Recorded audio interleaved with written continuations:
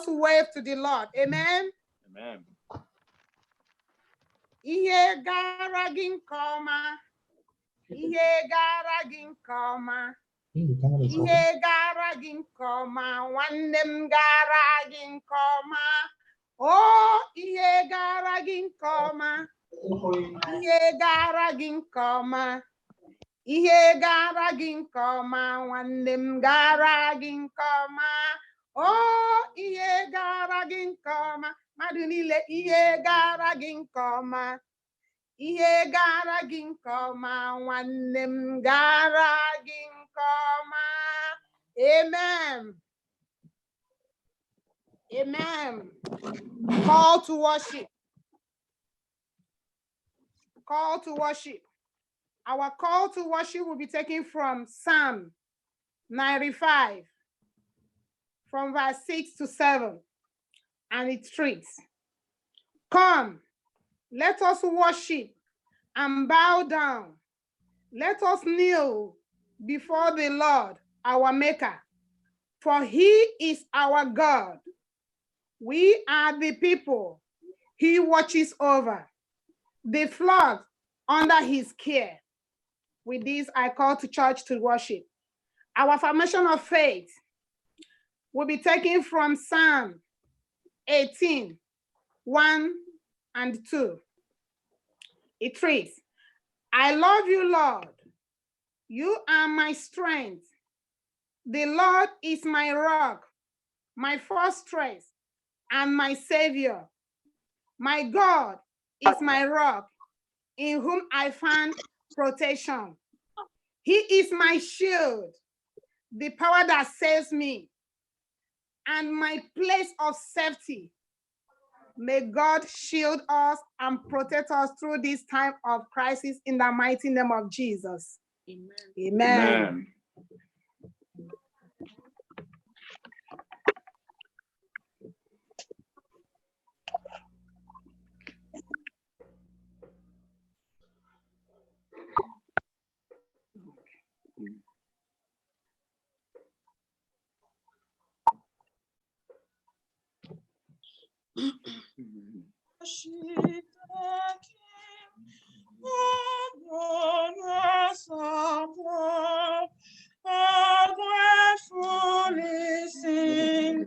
His wonderful love, our shield and defender, ancient of days, our brilliant splendor, and God will pray.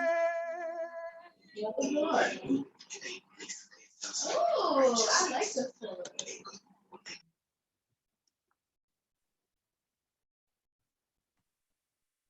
Invocation, Pastor. Can we pray? Our dear Father in heaven, the creator of the universe, thank you for this special privilege of life and worship given to your children this holy Sabbath day. We trust that you are with us, Lord, at all times.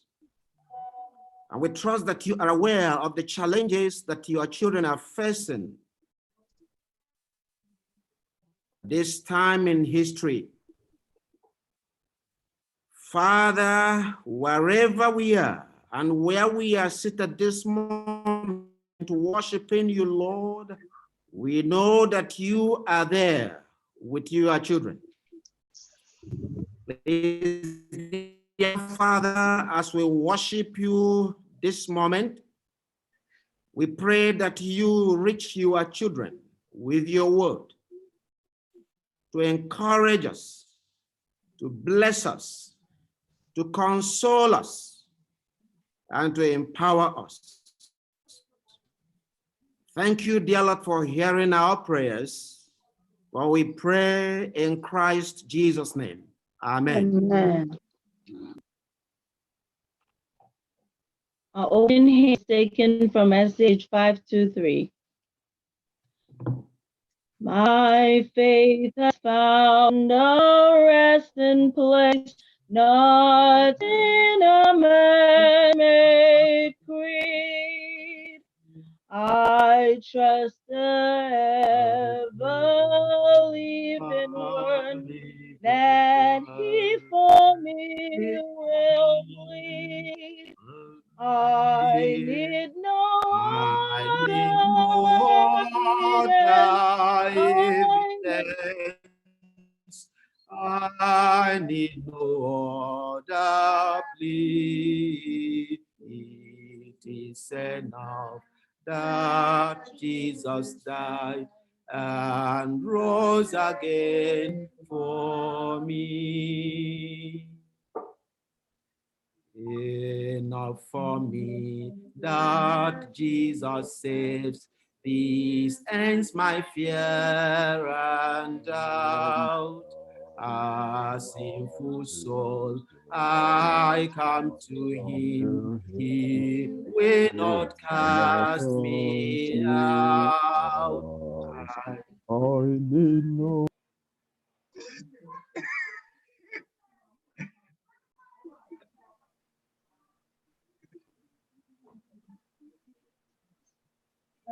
A sinful soul, I come to him.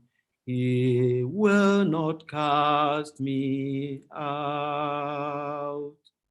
My great physicians heal the sick, the lost he came to save.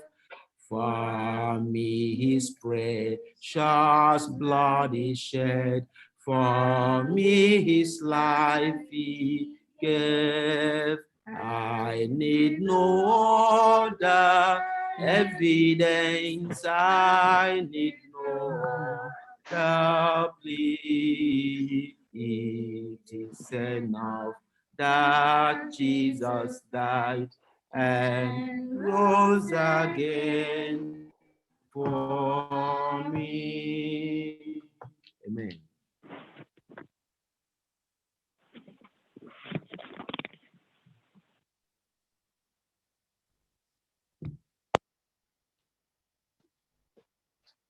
Happy Sabbath, everyone.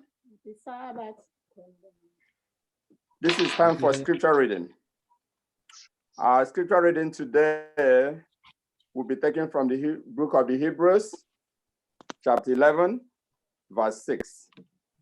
Hebrews, chapter 11, verse 6. I am reading from New American Standard Bible. And it reads, "And without faith, it is impossible to please him.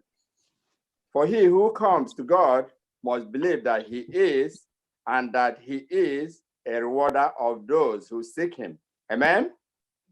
Amen. This word be blessed.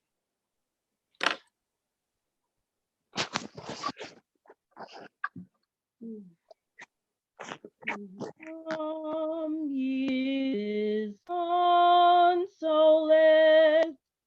where ye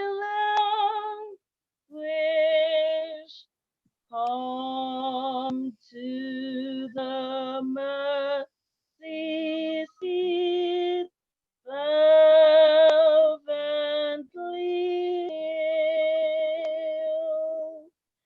Here bring your wounded hearts. Here tell your anguish.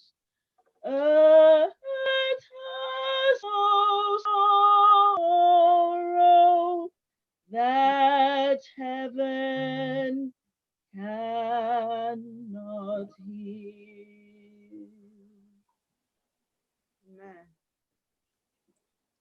Amen. This is time that we humble ourselves before the Lord. This is the time that will bring all our issues before the Lord. We are going to pray, and I will sing first. Sweet hour of prayer, sweet hour of prayer, that calls me from the world of care, and beats me up my Father's throne, make all my wants and wishes known. Is in all distress and grief, my soul has often found relief. I have escaped the tempter's snare by the return, sweet hour of prayer. Amen. Shall we pray? Oh God, our Heavenly Father, the omnipotent, the omniscience, the ancient of days, our Lord, who has blessed us continually, Ancient our of days, Lord, who knew us before we were conceived in the womb, our Lord, who called us to come before his throne. We should come without fear. King of glory, your children have gathered before you this morning. Even though we've gathered in our various houses, because at this point we cannot go to the holy sanctuary. But you said that where two or more are gathered in your name, that you are there. Lord, we know that you're here with us today in the mighty name of Jesus. Amen. Amen. Oh God, our Heavenly Father, we've come with our supplications. We've come with our oblations. We've come with our witnesses. We are so weak. We are not even worthy of calling your name. But King of glory, I am praying now, if it's because of me, who happens to be the chief of sinners, that you will not answer this prayer today. King of glory, I ask for forgiveness in the mighty name of Jesus. Amen.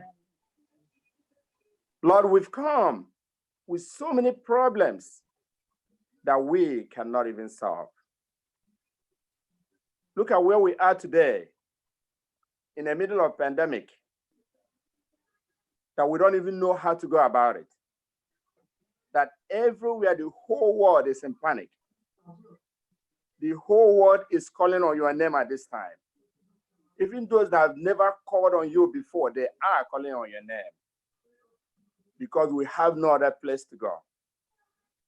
Before, people used to think that America can solve it all.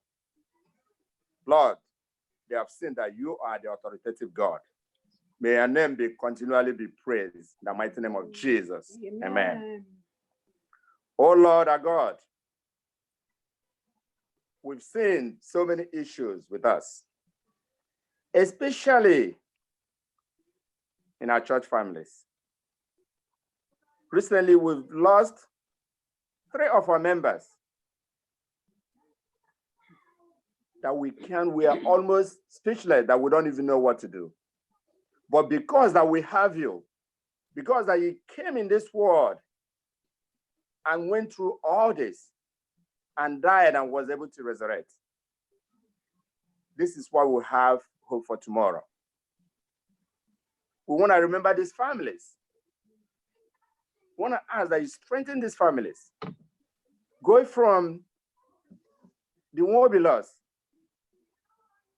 Sister Dark, and Ogechi, the sister, they lost their mom. We ask that you come and strengthen this family. Amen. We ask that you do that which we cannot do for them. Guide them, bless them. May Mama's death be a blessing in terms of peace in that family. God, we want to also ask that you bless the Alosians. We lost our dad, man. There is someone that, as I'm praying now, you'll be hearing him on the background say, Amen. That amen cannot be heard no more. With deep sorrow, King of Glory, our heart is shaken. But we ask that you strengthen this family. Amen. We ask that you guide his wife. Amen. We ask that you strengthen the children. We ask that you give them peace that passes all understanding. Amen.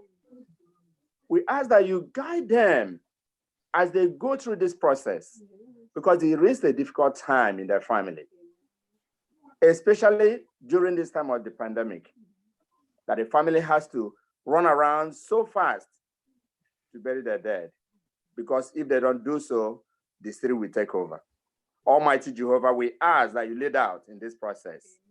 We ask that you take absolute control in whatever that is going to be done tonight, tomorrow, and next.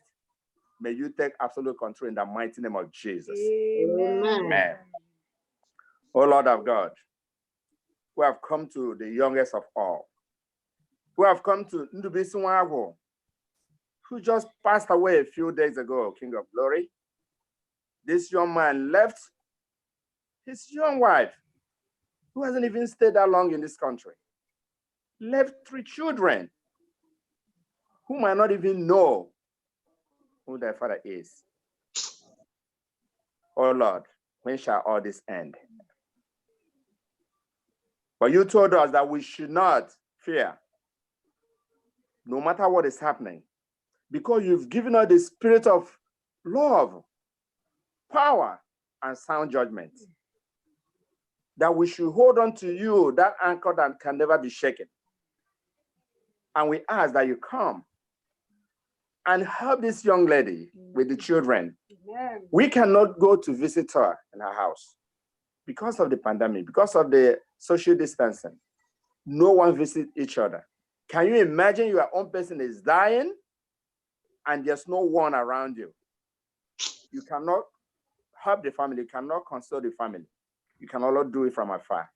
This is a very dangerous time.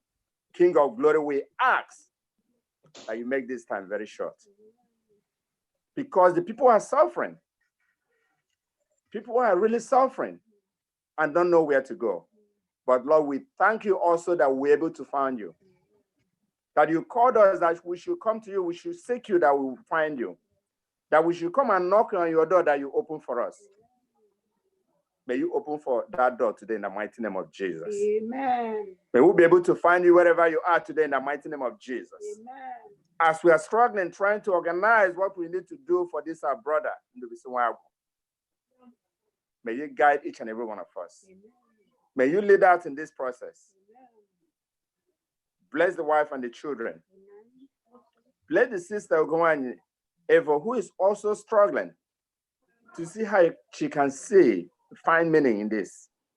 And other relatives, guide them as we go through this process. We are all being affected. King of Glory, if there's any of us now who has anything, any symptom of this COVID-19,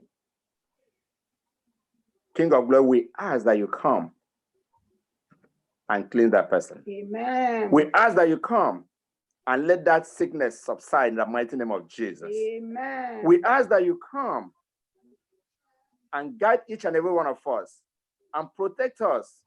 Put us under your wings.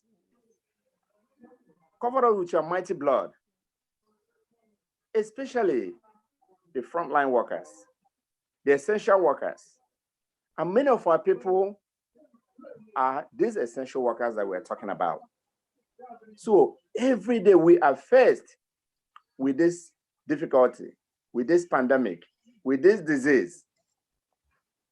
But because we are holding on you and you are keeping us safe, may you continue to keep us safe in the mighty name of Jesus. Amen. In our workplaces, may you guide us. Amen. May you make your light shine Your word is a lamp unto our feet. Yes, Lord.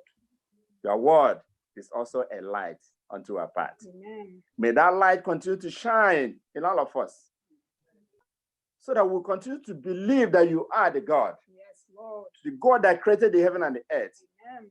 the God whom his word is authoritative, whom his word is authentic, so that we cannot believe otherwise.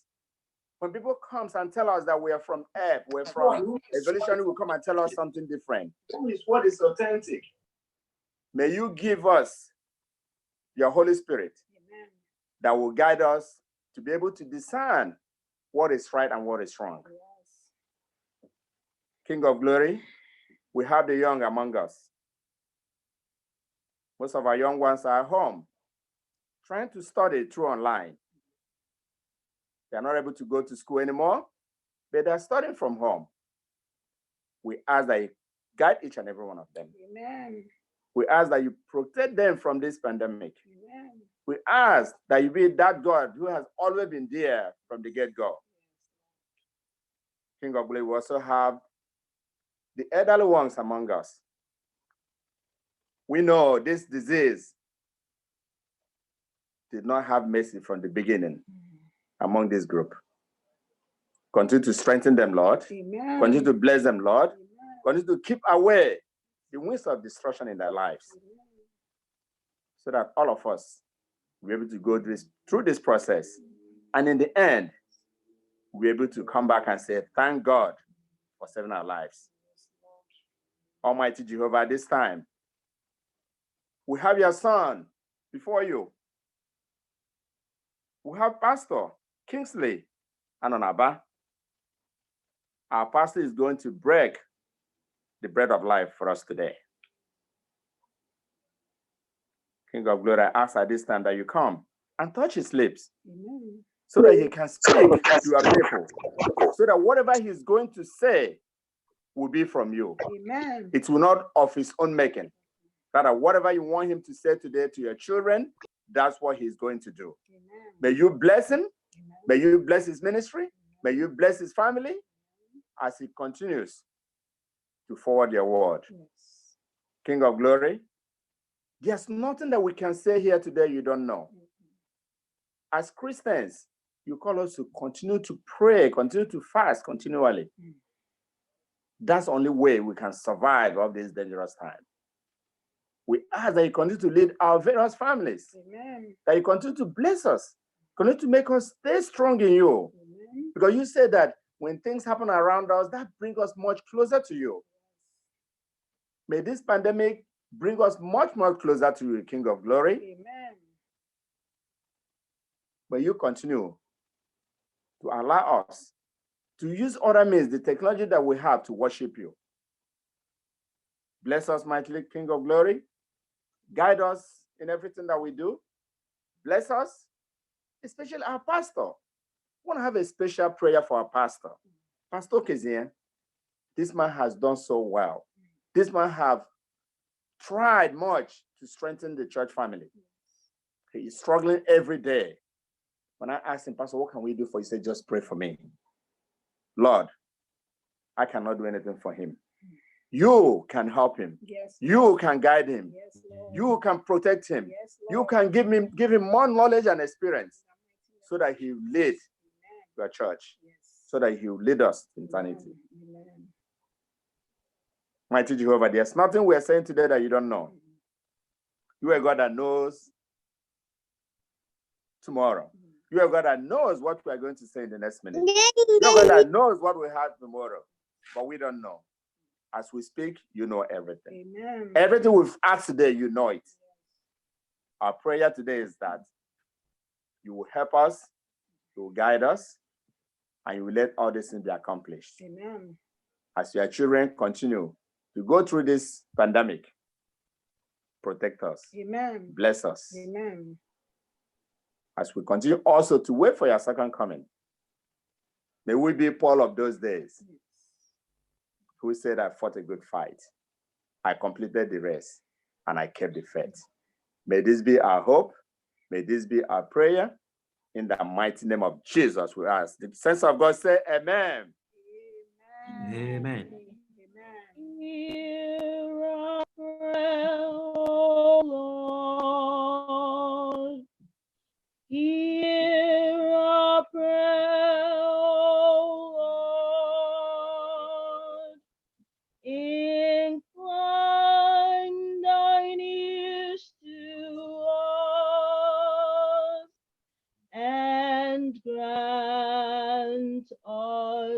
thy peace.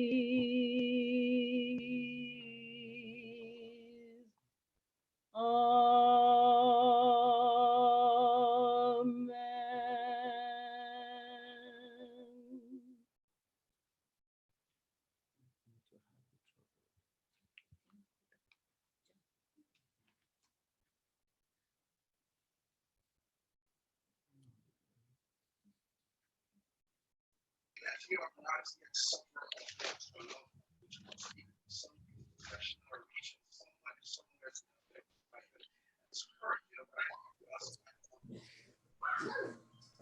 You're muted. Go ahead. Okay, is it offering time? Oh, I hear you. Yes. Okay. Good morning and happy Sabbath, children of God. This is offering time. Offering time is a blessing time. I will be reading from SDAH 820. It says, all the tithe of the land, whether of the seed of the land or of the fruit of the tree, is the Lord's. It is holy to the Lord. Will a man rob God? Yet you have robbed me. But you say, in what way have we robbed you?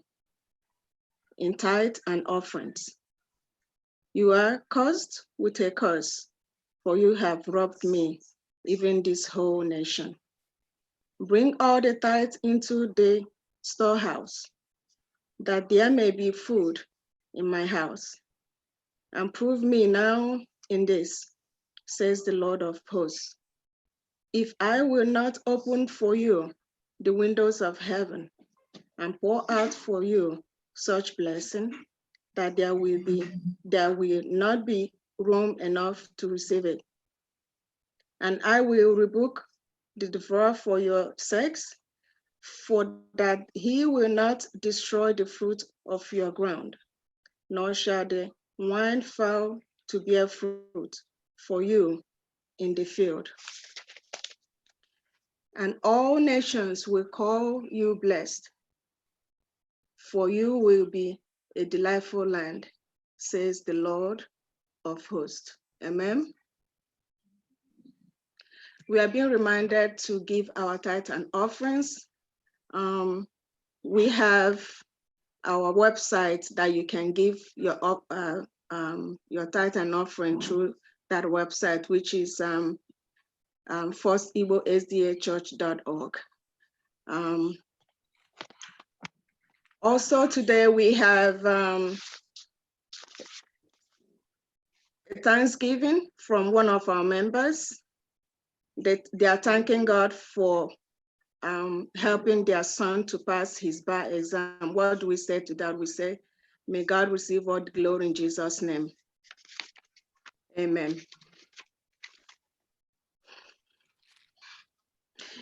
We give you for thy own, whatever gift may be, all that we have is thy alone.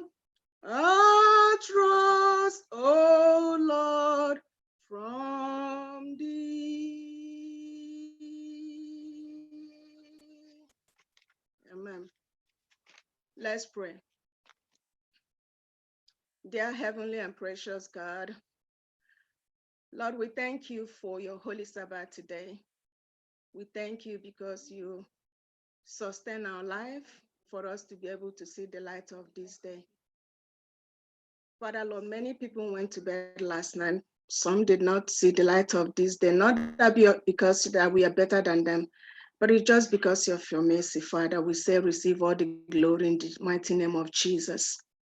Father, Lord, thank you because you sustain our life. Thank you for the gift of life. Thank you for countless blessings, Father, Lord. Even the crucial time that we are going through, you still protect your people, Father, Lord. Receive all the glory in the name of Jesus. Father, Lord, I thank you, despite all our trials and tribulations, we're still able to praise you. Father Lord, I present to you the offering that your children has bring to you today. I pray that in any way we have robbed you, Father Lord, that you forgive us. I pray that these offerings today, that your church will use it accordingly to walk in your vineyard. At the end, that it will win souls for your kingdom. Father Lord, bless us. Help us to remain faithful to you to the end, Father Lord. I pray at the end, when you go into appear in class of heaven, that you will find us worthy to worship in your kingdom. These and many more I pray through Jesus Christ, our loving Savior. Amen. Amen. Amen. I hereby want to welcome every one of us to today's worship. I know the welcome has been done, but again, I just want to welcome you all from wherever you may be calling in from, whatever part of the world. Just know that our God is a God who is everywhere. And since he's everywhere, he's there to receive you wherever you may be. So again, in the name of the Father, the Son, and the Holy Spirit, I welcome you to today's worship. And I pray that the blessings of the Lord will be your portion. Amen. From wherever you are, say to God be the glory for making it possible for you to join with us today. I will not be able to mention all the names, but just know that the Lord is seeing you, is welcoming you, and is happy to have you here with us. So thank you for coming. Pray the blessings of the Lord to be on you. And just to pause, also just as the one who prayed, so said, please pray for me, because this is not the kind of announcements I want to be making. Just pray for me that I will not have to come before the church to make this announcement anymore sometime. I know that there is time for everything. I really understand that. Just again, I just thank God that he's our God and he's all knowing. Within the week again, we lost another one. We lost our brother in the Simao. The church, we are more than conquerors. The gates of Hades, the Bible says, will not prevail against his church. So no matter what the enemy does, we are more than conquerors. We are victorious in the Lord. Amen. So I pray that he will continue to lead us. He will continue to guide us. Sister Gomaya, thank you so much for being so brave enough to do the tithe and offering, showing us that nothing, absolutely nothing, can stop us from worshiping our God. So thank you on behalf of the Whirlpools, which will go on is one, then please. And on behalf of the church, please, I pray that the Lord will continue to console each one of us and lead us through this trying time and keep us faithful. He says, what shall separate you from the love of Christ? Please let nothing, absolutely nothing, separate you from the love of Christ. Rather, he says, look up, for our redemption draweth nigh. Amen. So I announce that of Brother Ndobisi. But just know that we'll soon meet again in that beautiful land, where there'll be no more death, no more separation. It will be a joy everlasting. Tonight, again, I will call on you to please, by 7 p.m., join us for the prayer and consolation service for our own late Elder Emmanuel Alosi.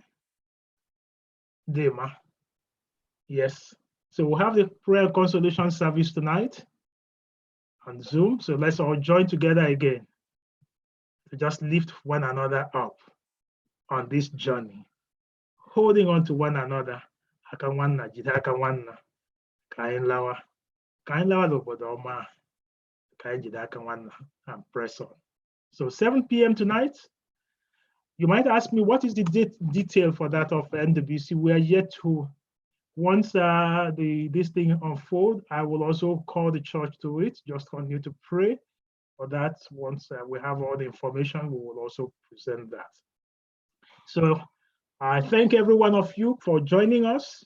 I pray that the blessings of the Lord will be on each one of us. I again want to welcome the preacher for the hour, our own brother, a member of the church, our own Pastor Kingsley Anonaba. Most of you will know him as Casey Anonaba. Yes, Pastor, you are welcome to your own family. Welcome to your church. And we are so glad that we have you, that distance is no barrier. Rather, all of us, we are all worshiping together. Pastor Anonaba is the Executive Secretary of the West African Division. And the Lord has been blessing his ministry, blessing him, blessing the family, and leading him every step of the way. He recently gave his daughter out in marriage. So just 2 more in the house now. And then soon his house will be empty. And he'll be the empty nest. So Pastor Anonaba, we bless the Lord for your ministry and thank you for coming. And saints of God, this is the Lord's day. This is the Lord's house. We will rejoice and be glad in the doing of the Lord and in the blessing of the Lord. So I welcome you and I pray that the Lord you have come to meet today will meet with you. And just as he descended to Jacob that day, may he descend to you today, and may he go up and pronounce blessings on each and every one of us. Welcome. After the choir must have finished singing, the next voice we'll be hearing will be that of Pastor Kingsley Anonaba, the Executive Secretary of West African Division, coming to us from the country of Côte d'Ivoire, Abidjan, precisely. Pastor, you're welcome. Saints of God, may we be richly blessed today as he breaks the word of the Lord unto us. The choir, please.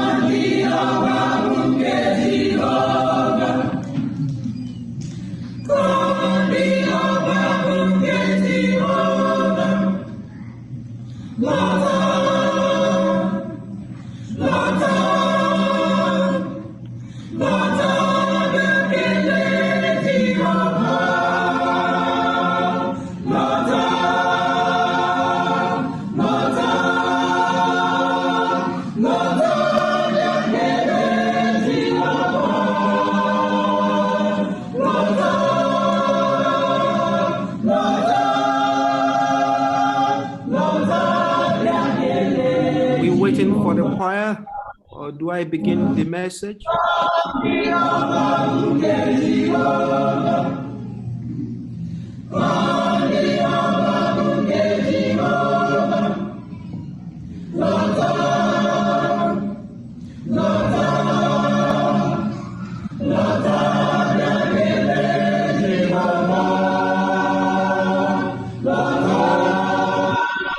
Can someone hear my voice?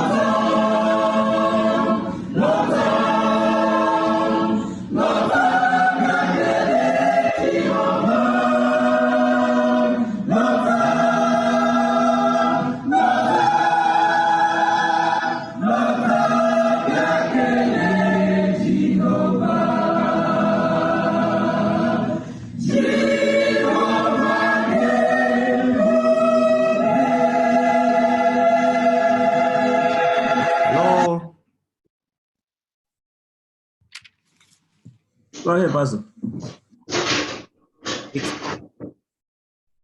It's okay, so I can be heard now? Yeah, we can hear you. Okay, thank you.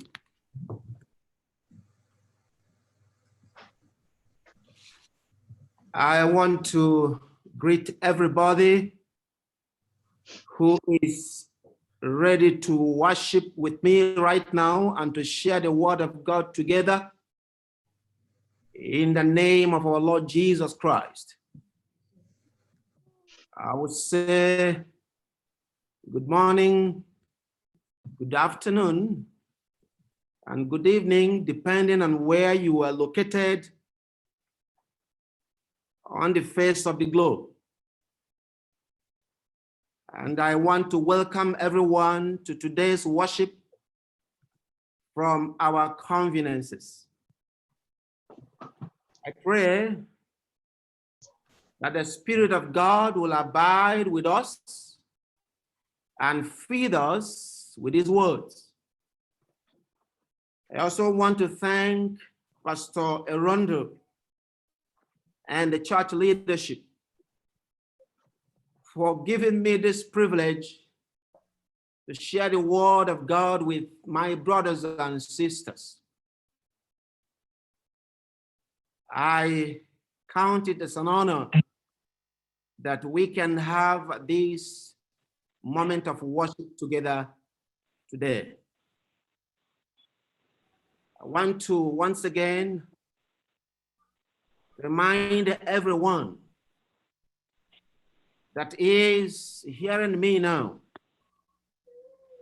that already Jesus had encouraged us in his words in John chapter 14 from verse 1 to 3, where he asked us not to be afraid. He said, "Let not your heart be troubled. My sons and daughters, believe in God, believe also in me." In Psalms chapter 27, verses 1 and 2 reminded us and said, "The Lord is a light and the salvation of our lives. Whom shall we fear? And what can create fears in our minds?" Situations that are going through in the world today has created panic in the mind of everybody. But to believers, the Lord is reminding us that he is aware that a time like this shall come, and he has already made the provision for all of us. And this provision is the title of my sermon today, which the Lord has already spoken to us, saying, "By faith and faith alone, we shall be able to please God." By faith and believing in God through Christ, we shall overcome the challenges of the time, and we should never lose hope, for the Lord Jesus came and died for our salvation. Let us pray. Our Creator and our Father, you own the world and all that is in it. You know the need of your children today in the world we live. We thank you for hearing the prayers of your servant, and we thank you for fulfilling your promises to us by showing us your sustenance and your protection. So, Father, we invite your presence this moment in all the rooms where your children are seated now to hear you speak to us. So, Father, speak to your children through your instrument. In Christ Jesus' name we pray. Amen. The title of my sermon today is "By Faith." And the text is in Hebrews chapter 11, verse 6.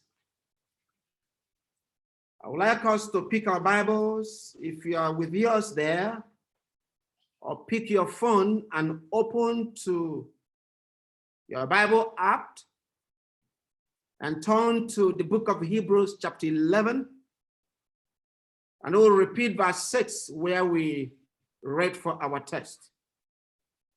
And I read from my translation. But without faith, it is impossible to please him.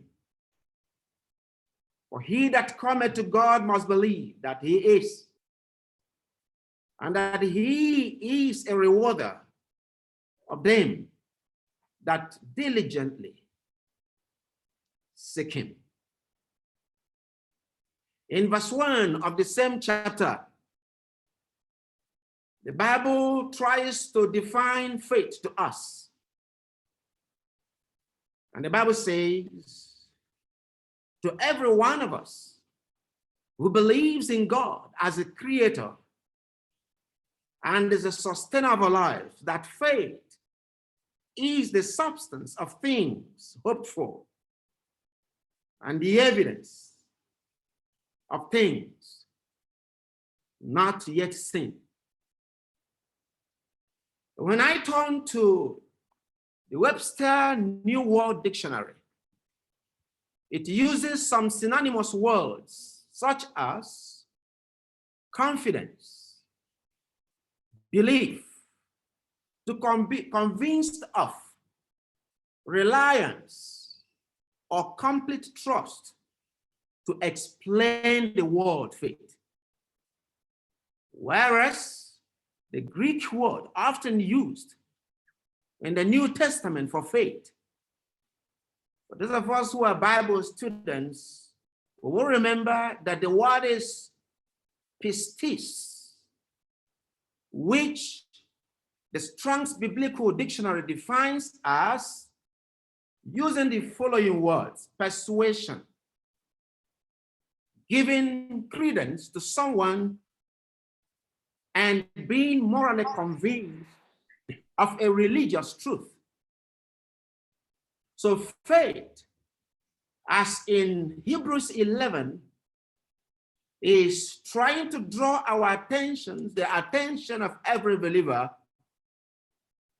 to the credence that we have given to the fact that the word of God is true and that everything written therein is for the protection, the empowerment, the edification of the child of God. What we are saying here, in essence, is that faith comes to a person when he or she gives credence or trust that God is speaking to him or her through his word. Separate the word of God from worship, from religion, from truth, there will be no faith. And our belief will be in vain. And there will be no salvation. And we'll have no hope of life to come. Today, everywhere in the world, people are beginning to realize that there is a being called God who should be run to in times of need, in times of confusion, in times of trouble, in times of pestilence like this, in times of fear, when medical science is almost failing us. There is a God to whom we can call upon and we can pray for our safety. Consequently, faith comes from hearing the message from God, and the message is heard through the word of God. So it becomes very impossible, brothers and sisters, to separate faith from hearing and hearing from the word. And that's why I would like to encourage everyone, though we pray in this season, one instrument that will really help us to mold our faith and the consciousness of God's grace to us is our Bible, We should always be close to our Bibles. We should always read our Bibles. The Christ says, in season and out of season, as we pray, we should read. Romans chapter 10, verse 17. So when we hear the voice of God spoken to us, no matter the medium he may use in talking to you, no matter the medium the Lord may use in talking to me, no matter the medium the Lord had used in speaking to us through the Bible, during the Old Testament times, through the prophets, the Lord used at that time, revealing his mind to his people through Urims and Turims. Sometimes, my beloved people, the Lord can choose to use the hardship and challenging situations like this, like we are facing today in the world, to speak to his children. The children of Israel were the chosen of the Lord. Sometimes the Lord will allow them to pass through some challenges. They may be taken into slavery. They may pass through pestilences. The Lord may allow them to pass through famine. And as this happens to them, God waits to see their reactions and their responses. God sits as a father to wait to hear what they will say and how they will say it. Moreover, let me remind us, beloved children of God, in challenging times like this, there are two things you must be very careful. Two things about that comes from you. And these are the two measures with which the Lord will assess you. Number one, what you will say. And number two, what you will do. Be careful what you say and how you say what things you say.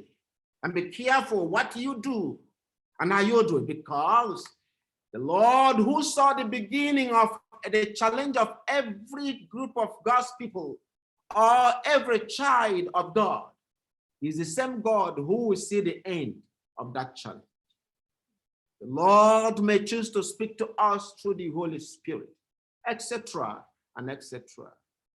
And the point is this: we have to accept that God is the source of life. What we hope to see, if it has come, and if the word passes through us, then faith is born. As the Lord speaks, as we accept what he says, as we hope to see what we request from him, and as we allow the word of God spoken to us, either through the scriptures or through any other means, pass through us. If the word of God passes through us, if we see the challenge or the situation passing through us, if we learn the lesson that God wants us to learn from that moment of the challenge or from the word is speaking to us, then faith is born. But when we hear the word of God with simple human understanding, and instead of the word to pass through us, we pass through the word of God without trust, without believing that there is a God who is in control of human affairs. Instead of faith to be born, the opposite of faith is born, and that is formalism. That's the reason today, instead of people to run back to God, to kneel and to bow our heads, to pray to our Father, to pray to the Creator, who sees the beginning and the end of pestilences, people are craving and praying and waiting and struggling for formal solutions of the challenge. No, no, no. Bible tells us as believers that we should always allow the word of God, the message that God is giving to us, to pass through our minds, to pass through our bodies, to pass through our understanding, so that the word, the message will change our worldview, will influence our mode and pattern of thinking. Maybe that's why Sister White, in the extract Faith and Work, cautioned today's believers, saying, brethren, you have educated yourselves so much in doubt and in question that you have to educate your soul in the line of faith. You have to talk faith. You have to live faith. We have to act faith, that you may have an increase in faith. What is Sister White saying here? Unless you think faith, unless we act faith, unless we live faith, we let faith control our daily activities, we will not grow in faith. We will not grow strong in faith. And she said, it is only when this happens that we will grow to become strong men and women in Christ Jesus. The Bible makes it clear that this world is a battlefield. The world we live today. I thank God for this period. At least it has brought this consciousness to some people that this world is not our home, that this world is not even the best place to live, that this world is condemned to destruction. This world is a battlefield, and everyone should know this. Battle between good and evil. Battle between sin and righteousness. Battle between life and darkness. Battle between life and darkness. People, that's why you see people are struggling to live. People are mourning in different places. People are losing hope of life. People are requesting death to even come and kill them. What kind of life is this? People are threatened, fear everywhere.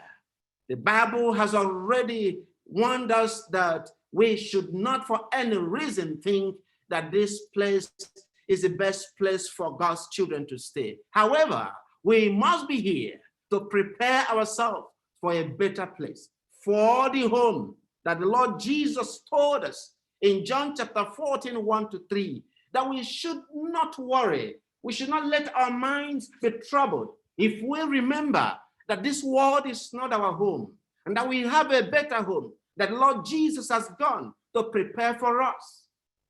This should be our hope, should be our encouragement.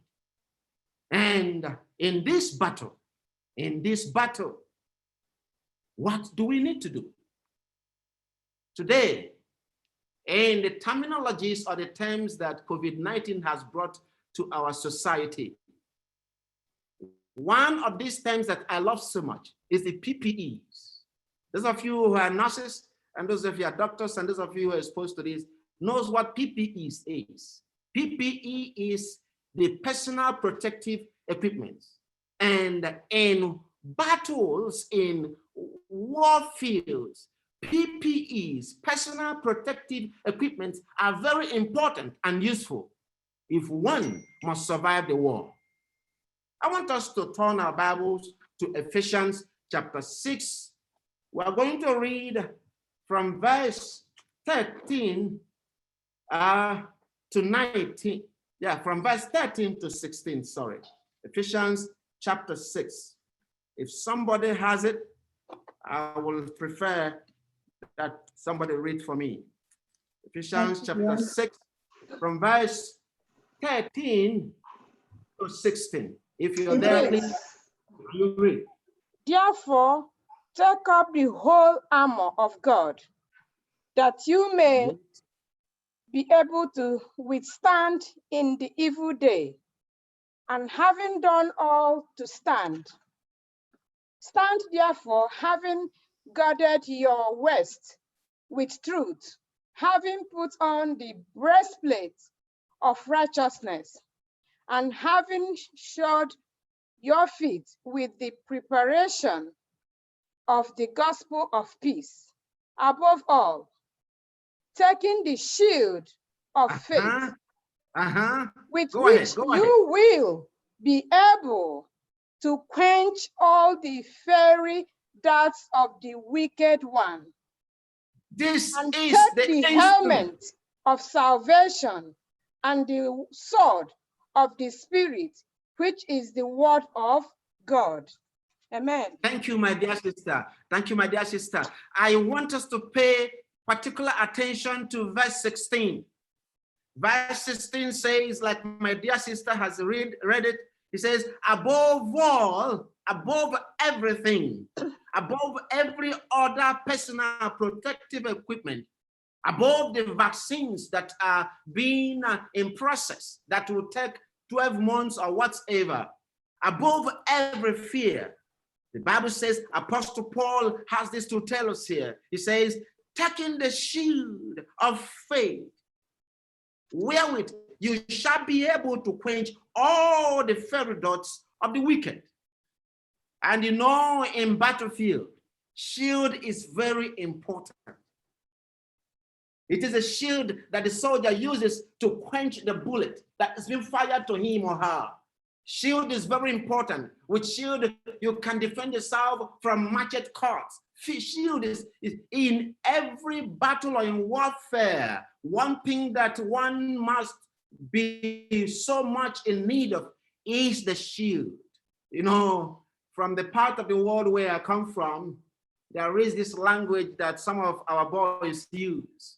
They call it Odieshi. The Odieshi of the Abba boy is the shield. They call it spiritual Odieshi. It's something that can protect your physical body, your flesh, that bullets cannot enter.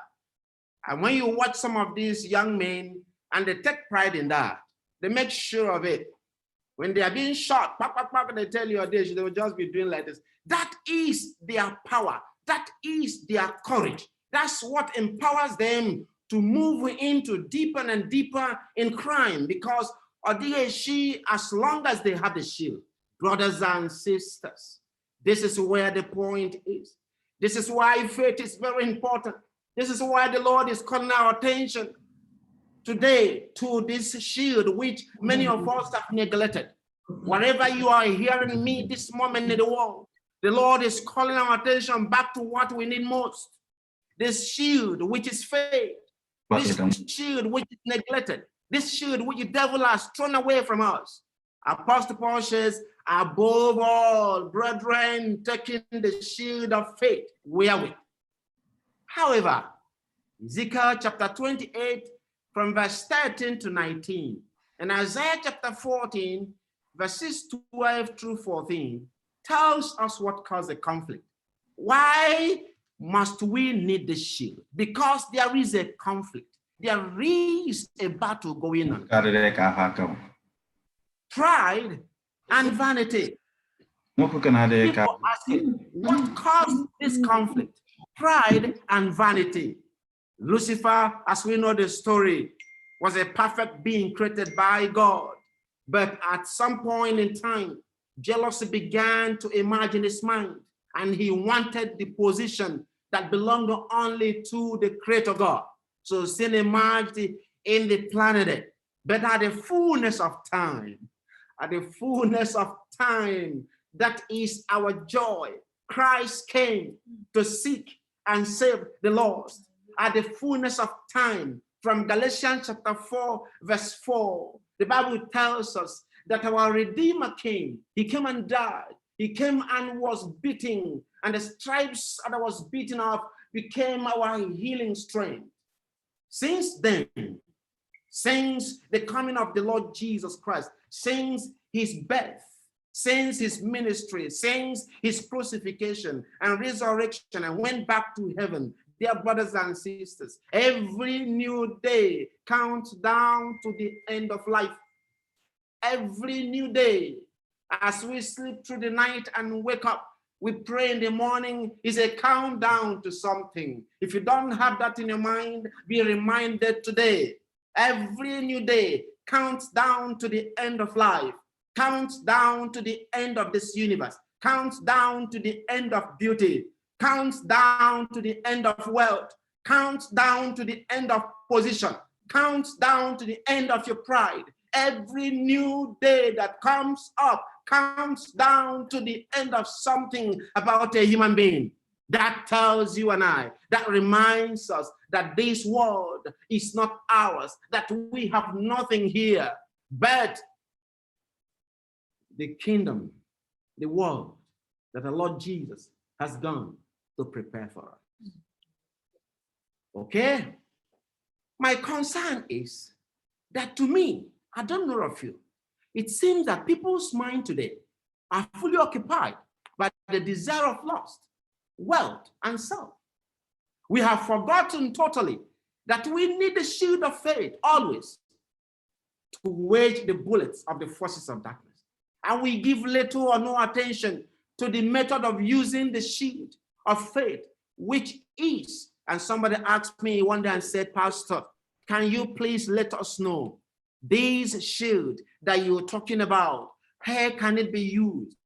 Because before a soldier goes to war, he has to be trained. He receives some trainings on how to use the weapons that is going to make use of and how to use the protective gadgets too. How can we use the shield of faith? And the answer is found in Hebrews chapter 11, verse 6, where we had our text. Can somebody read that place again for us, please? Hebrews 11, verse 6. Let's get to know how we can use the shield of faith. Yes? Hebrews 11, chapter 11, verse 6 says, but without faith, it is impossible to please him. For he who comes to God must believe that he is, and that he is a rewarder of those who diligently seek him. So to use the PPE of faith, every believer, every Christian, every Seventh-day Adventist must, number one, seek God and believe that he exists. Then, and most importantly, please God. Must do everything that must please God in our life every second and our life every minute.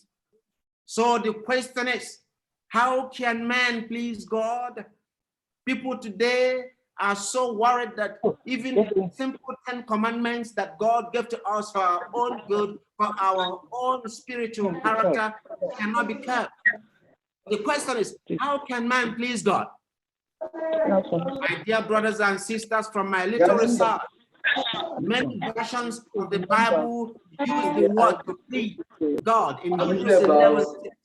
But the Amplified Bible defines to please God in the way I like. It defines to please God to mean walking with God. So to please God simply means the privilege to make yourself available, to put yourself in a spiritual state that God will be pleased to make himself available to work with you, allowing God to lead and you follow and I follow.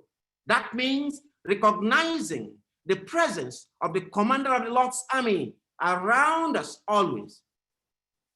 Recognizing the presence as the commander of the Lord's army in our homes, like Joshua did. Recognizing the presence of the Lord's army in our offices, as Joshua did. Recognizing the presence of the commander of the Lord's army in our health. Joshua raised his head and sighted a general standing before him. And he raised his voice and said, who are you? Who are you? Are you the one to come for us or to be against us? And quickly, as soon as he realized that this one is the one that will fight the battle, Joshua stood to please God on the moment. We have no strength. I would like to remind you, we have no strength. We have no wisdom. We have no power that can stand the technicalities and the powers of the forces of darkness in this planet Earth. We have no medicine that can give us life, but the moment you recognize, it's for you and I to recognize the presence of the commander of the Lord's army in your house. When there is a challenge, you recognize him. The moment you see him coming, stand in your house, sit in your sitting room, then you bow and worship him. Faith has come in contact with you and God. Something will begin to happen. That's what it's saying. God, in his spiritual warfare, pleasing him, we must put on the whole armor of God at all times. Ephesians 6:12-13, like we have read, and also be willing to agree with him always. Amos chapter 3:3 tells us that unless two agree, they cannot work together. Never disagree with God at any time in your life. And once you are not working with God, you are exposed to danger. Once you're not working with God, you have no faith. Once you're not working with God, you are alone, you are empty. Working without God's regular guidance, to me, is faithlessness. According to Merriam-Webster, trying to define the phrase to please. What does the phrase to please mean? It means, from that definition, to give pleasure or satisfy. In the same vein, Oxford Learner's Dictionary also defines to please as to make someone happy.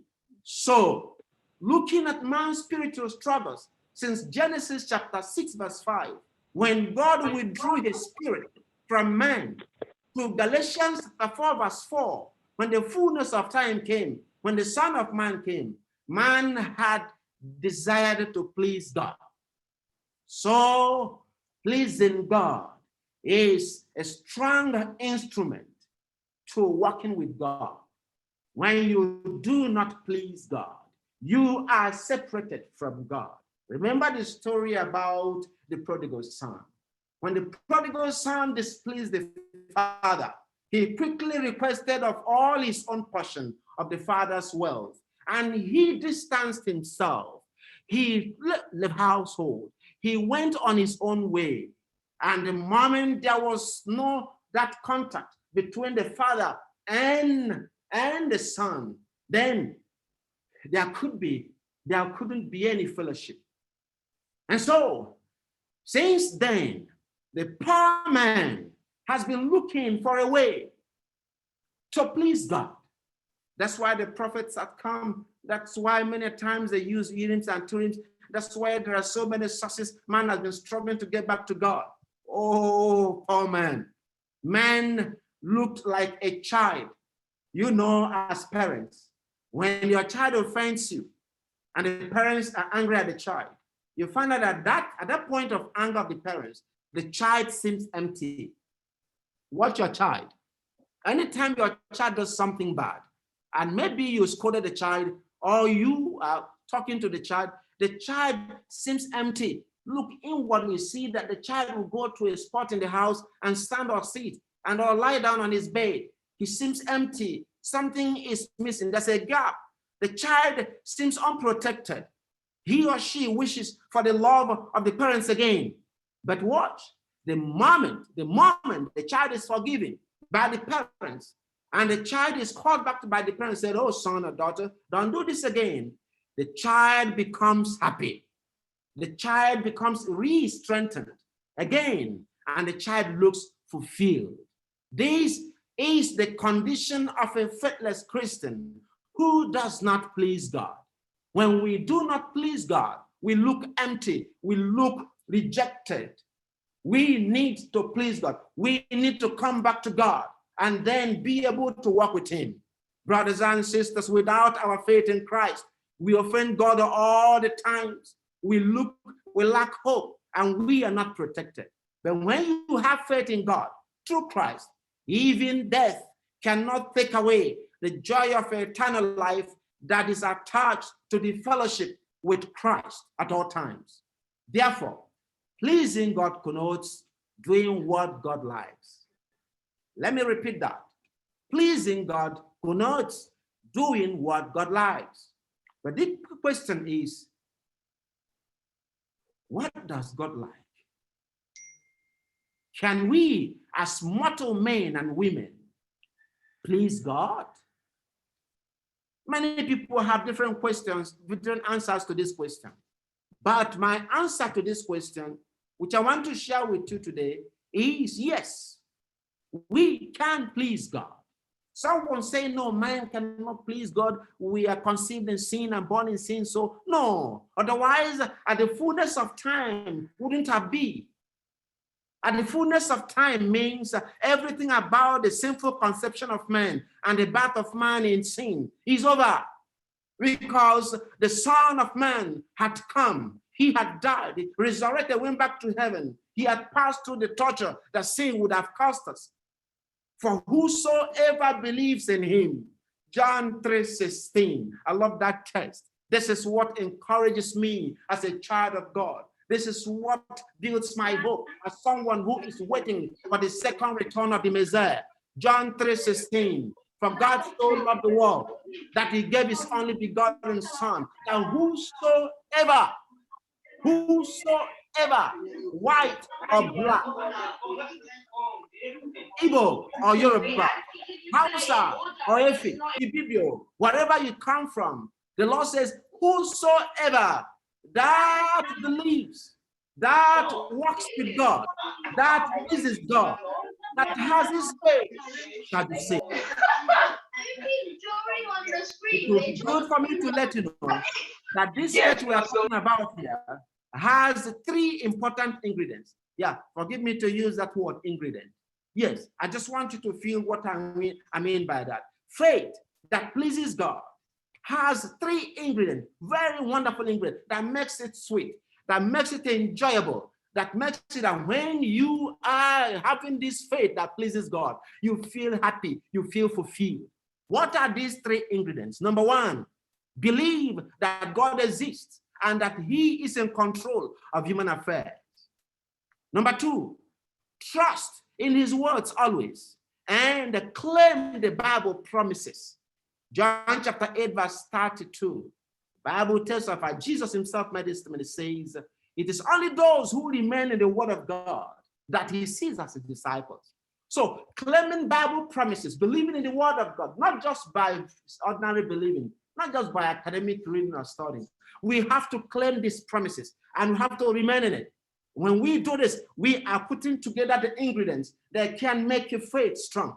And the 3rd one, obedience to God through the love of Christ, which in 2 Corinthians 5:14, the Bible says that this love constraineth us. This love of Christ empowers us. This love of Christ gives us the strength to be called his children, gives us the opportunity to be saved and to be born again. Something happened in Acts of the Apostles as recorded, chapter 16, if you read the whole, but there is a question that transpired in verses 30 and 31.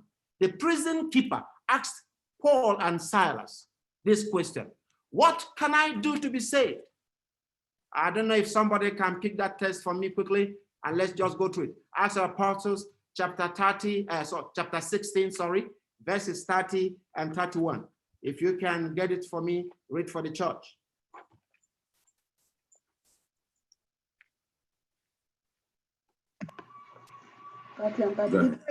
And he brought them out and said, Sirs, what must I do to be saved? So they said, believe on the Lord Jesus Christ, and you will be saved, you and your household. Not you alone, not you alone. That's why today, when sometimes some people are getting worried, or we don't rather congregate in the churches again to worship, and we tell them, no, you don't need to worry. It didn't begin today. Sometimes it's important that the family stays together and worship together so that we can feel the impact of the presence of Jesus in our homes. At this point, Paul and Silas were in the prison. We know this story. They were in the prison at night because they had faith in God through Christ. Listen to me, believers, because they were not walking alone. Paul and Silas were walking with God. Paul and Silas were in the business that pleases God. That's exactly what the scripture is trying to tell us here. So God could not leave them alone. You can only fear when you are disconnected from God. You can only fear when you are not walking with God. You can only fear when you don't have God with you. Paul and Silas were not bothered about where the enemy will put them in. Paul and Silas were not bothered about COVID-19 coronavirus. They were not bothered. Brothers and sisters, they were not disturbed. Humbly, their concern was to make sure that they held fast their relationship. They are walking with God anywhere, anytime, because they know that God will never leave them alone. So at the end of this story, they were thrown into prison, very terrible dungeons, and they were there. Oh, my own son, my own daughter. This morning when I was listening to the announcements and I heard, and the pastor mentioned to me, some of our people who are late now, who are dead, I felt so concerned. I felt so sad.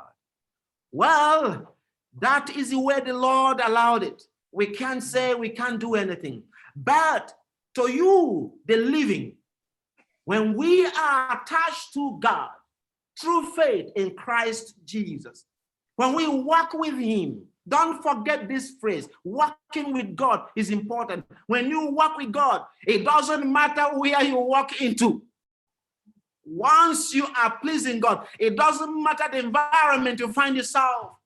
Those of our sisters and our brothers who are frontline workers in America, who are taking care of others, remember Paul and Silas. Don't feel shaken. Don't be afraid. God is with you. The God of Paul and Silas will always be with you. When it becomes so tough, the miracle of the prison yard will come to play. What happened at night? At night, the prison officers were sleeping. An angel of the Lord, who is a partner of God's children, had to pass through the prison. He didn't even force the doors open. He passed through the prison, and there was a quake. The earthquake came on, and every door of the prison turned open. Paul and Silas remained silent. What happened? When the prison officer woke up and saw that the whole doors were open, he drew his sword, wanted to commit suicide. And Paul said, no, do not harm yourself. And quickly, that became the message. What can I do to be saved? As Paul answered him, we must believe that God exists. And I'm talking to you now. We must believe that God exists. I am talking to you now. Someone you are hearing me. You must believe that God exists. That's where the problem is. You must believe that there is a creator who created the universe, who owns and controls the affairs of man, who will bring this universe to an end one day. You must believe that COVID-19 cannot bring the end of this planet. God, who is in control and charge, is the one that can do that. That we must diligently seek him. Another important fact. You must believe that you must diligently seek God. That you must find time to study your scriptures. You must find time to kneel and pray to God. You must have your time to fellowship with brothers and sisters. You must diligently, you must in every commitment, seek God. Don't allow yourself to be reminded to study your Bible. Don't be reminded to pray. Don't be reminded to sing praises to God. Don't even be reminded to go to church or attend fellowship of brothers, either through Zoom or whichever other means. Don't be reminded to seek God. My young son and my young daughter listening to me, don't wait until your father and mother or elderly siblings reminds you or quarrels with you to read your Bible, to study the word of God, to kneel and pray, to sing praises, to go to fellowship. Do not do that. Because when you go and diligently seek God, you will surely find him. And come to him holistically. Very important. I want to let you know this. Don't go to God in halves. Go to him as you are and accept that he rewards those who diligently come to him in the total dependence with their needs. Wonderful. Jeremiah chapter 29, verse 11. I wouldn't want to read that, but you can write it down. Believing in God through Christ is the substance and the evidence of our faith. Believing in God. Let me repeat this. You can write it down. Believing in God through faith is the substance and the evidence of our faith. When you read in Hebrews chapter 11, verse 1, you say the substance and the evidence. Many people don't understand that. The summary, my fellow worshiper, today is that those two words simply means Jesus Christ. Once you connected to him in faith, you have the substance, you have the evidence. That's what Abel did. In Hebrews chapter 11:4, Abel believed God and did what was right before God, and God accepted his offering. In Hebrews chapter 11:5, Enoch had faith in God. He believed God and walked with God, and he did not taste death and was translated alive. By faith, Noah obeyed God's instruction and built an ark and was saved with his family from the flood. By faith, I am trying to let you know, give you the chronology of men in the scriptures, of people who have tried working with God, who have tested the power of faith. Peter believed Christ by faith and responded to his invitation, the only disciple of Christ that walked on water with the Lord. Faith is the power. Faith is the open door. Faith is a strength. Faith is the authority. Faith is a life for every Christian. Faith is a source. That's the only way we can walk with God. Without faith, brothers and sisters, as the scripture says, it is impossible, very impossible to please God. It is impossible to walk with God. It is impossible to be blessed by faith. Exodus chapter 14, 21 to 22. Moses trusted God and called on him in time of trouble. When the pharaohs were behind him, the Red Sea was there, but the sides were great mountains. Moses raised his voice to heaven. He had faith in God. He called on him, and God came immediately and parted the Red Sea. By faith, a woman with a 12-year sickness history touched, not even the garment. She didn't even hug Christ. You look at that. The power of faith, oh God of heaven and earth. Faith is what we need. Brothers and sisters, when you have faith, you do not even need to be afraid. You don't even need to worry your life. You don't even need to worship human beings. When you have faith in Christ, when you walk with God, you don't even need to worship devil. You don't even need to mortgage your freedom to anybody, to any court, to any society. When you have faith in Christ, when we walk with God, you have everything you need. The woman just struggled to touch the hem of the garment of Jesus, and she was healed. That is the truth. Like Paul and Silas said to the prisoner officer, do yourself no harm.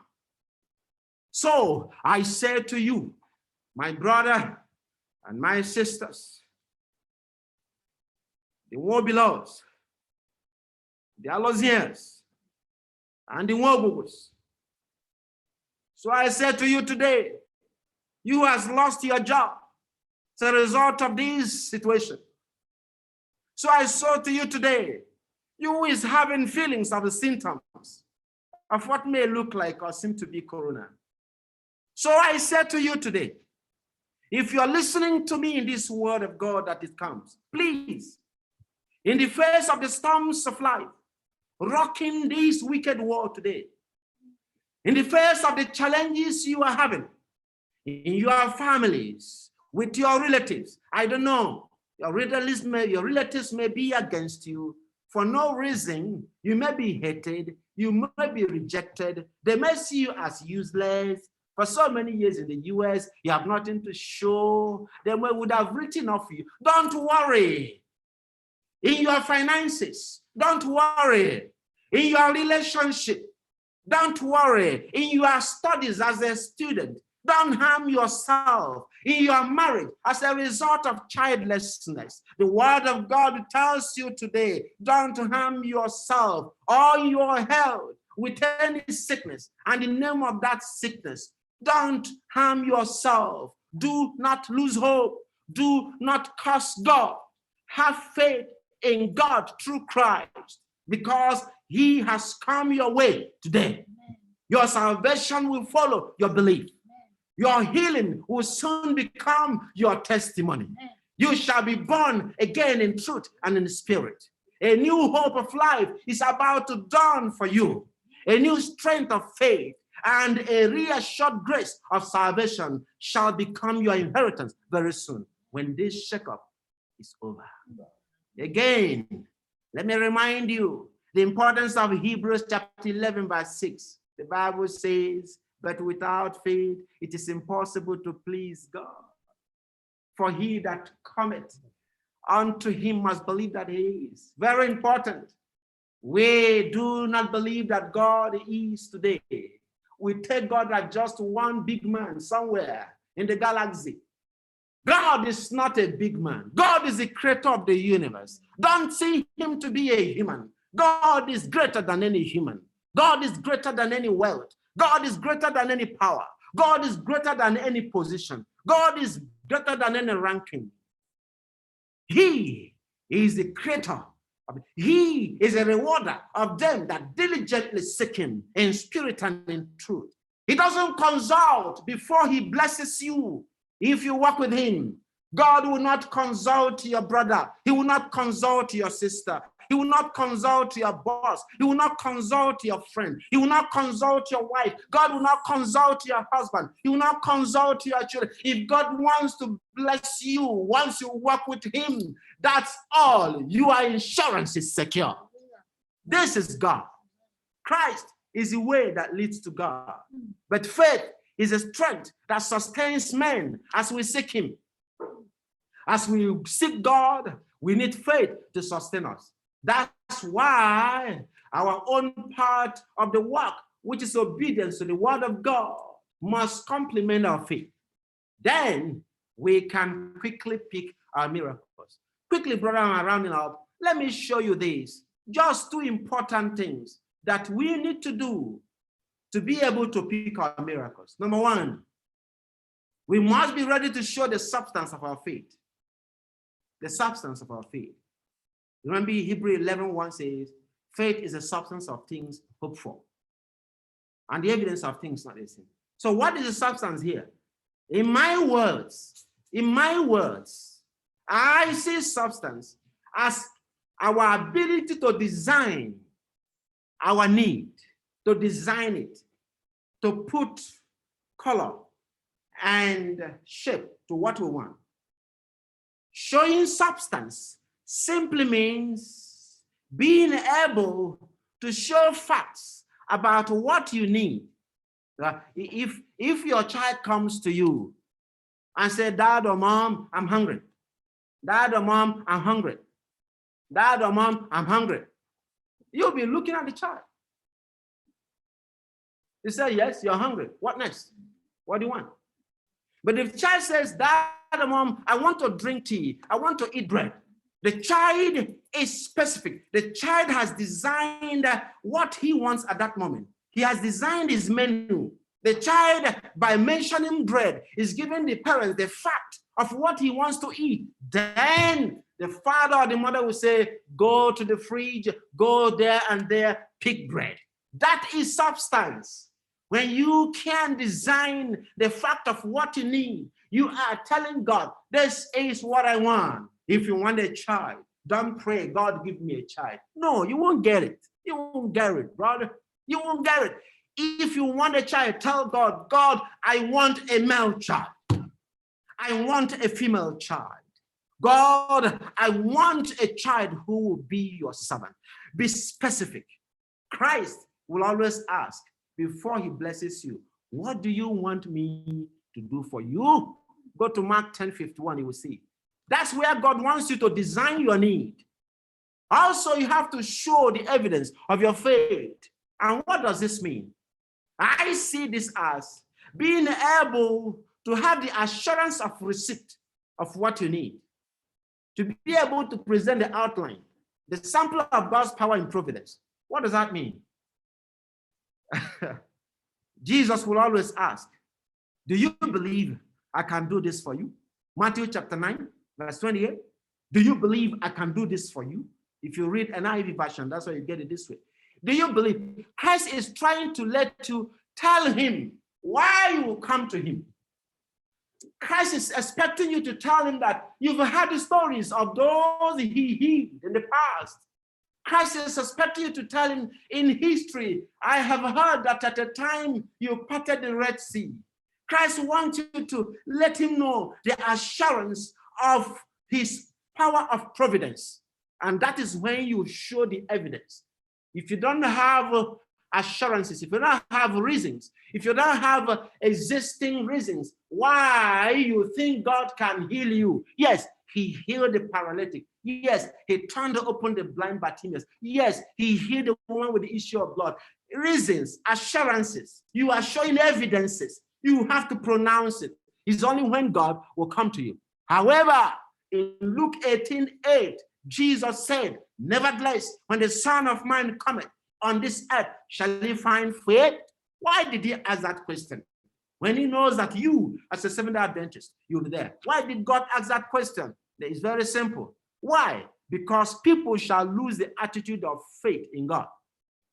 In our time today, people will not trust more in science, in self, and in love of money, and can no longer please God. People will give more attention to times and tides and lose focus on truth and faith and will worship God in total emptiness. Many of us today are worshiping God in emptiness. Many of us today, we go to church in emptiness. Many of us today, we serve as elders in emptiness. Many of us today serve as pastors in emptiness. Sometimes we can serve as leaders in emptiness. Many people are baptized in emptiness. That's what the Bible is calling us away from. Therefore, to please God, we must accept God that exists, that he is the creator of the life and the universe. We must know that he's the King of kings and the Lord of lords, that he is the Messiah and the soon coming King. We should have a relationship with him. We should be able to hold hands with him and walk. And more importantly, we must be able to please him. Now, I have a therapy before we pray and close. I have a therapy on how you can be a man or woman of strong faith. Do you know, I'm asking this question to you. Do you know that you can construct your own faith? As the builder constructs the house. This is my joker. And my answer is yes. Why? I got these feelings from that the size and the height and the beauty of a building is in the mind of the architect. Is that not true? Sure. Any building that exists must have passed through the mind of someone. But all building material, listen, before the building can be, all building materials must be ready. That's what the same thing Jesus is saying. Faith is important, and faith begins with you in your mind. Christ said in Matthew 11:22, have faith in God. And in verse 23, he added, then you can say to this mountain, be moved. And in Luke chapter 17, verse 6, if you read that in the scriptures, you find out that Jesus says, if you have faith like a mustard seed, you can do great things, which means that faith is a virtue. It's a gift that can be cultivated, nurtured, and increased or decreased, depending on how you use it. So what are the building materials for faith that we need? I'll give you four 4 important building materials of faith. There are many more. But if you need to know more, you can either write me or send me an email. I will explain more to you. But these 4, I'll begin with. Number 1, Bible reading. Read relevant scriptures and cling to the promises in the Bible. John 8:32 says, and you shall know the truth, and the truth you claim. The truth you claim. Not the truth you did not claim. The truth you claim shall set you free. So the truth is there. The Bible is there, waiting for you to claim it. When you claim it, it becomes an instrument of building your faith, and you shall be set free by that approach. Point 2, believe to receive. Mark chapter 11, verse 24.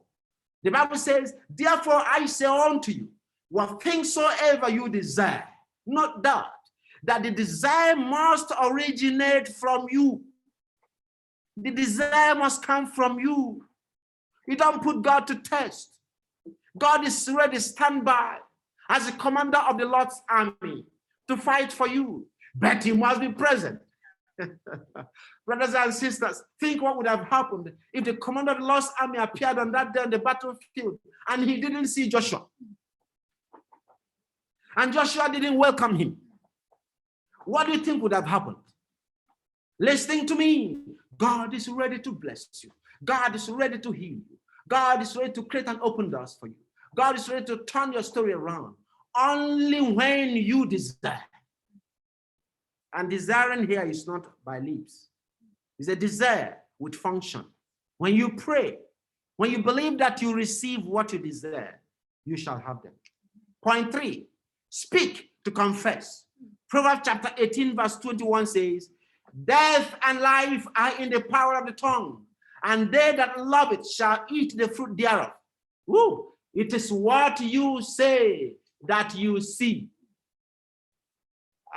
In the pidgin English from the part of the country where I come from, they use a phrase that says "tokunadu." Tokunadu means what you talk is what will happen. So, God's children, this moment I want to encourage you. I want to advise you as a servant of God that from today you be careful what you profess. Some people have put themselves into serious problems and troubles in their lives, in their career, in their families, as a result of your negative confession. Watch what you say.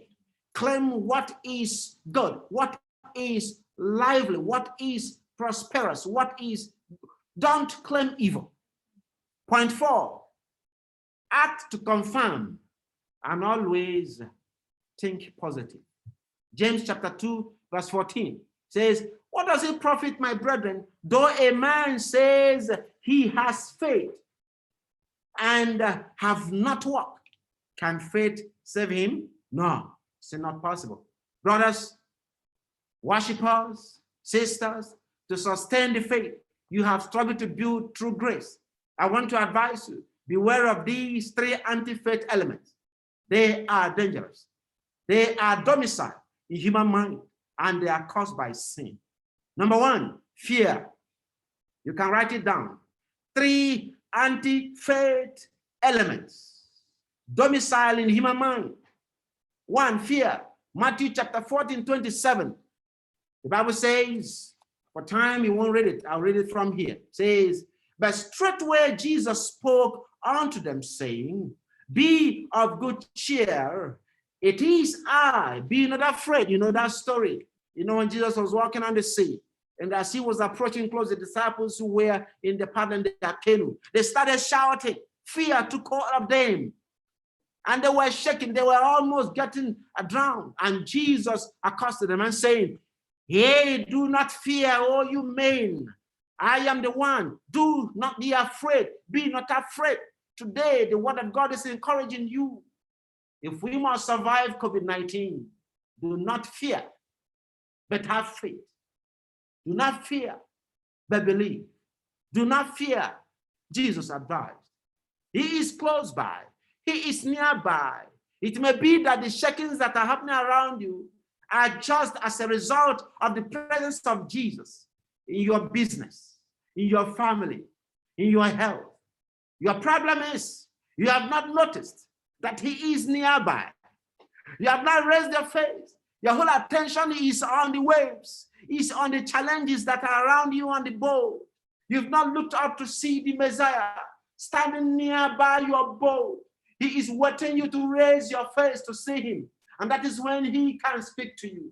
And that's when he can speak peace to your health. That's when he can speak peace to your business. When he can speak peace to your family. Raise your face and do no longer concentrate on the challenges that creates fear to you.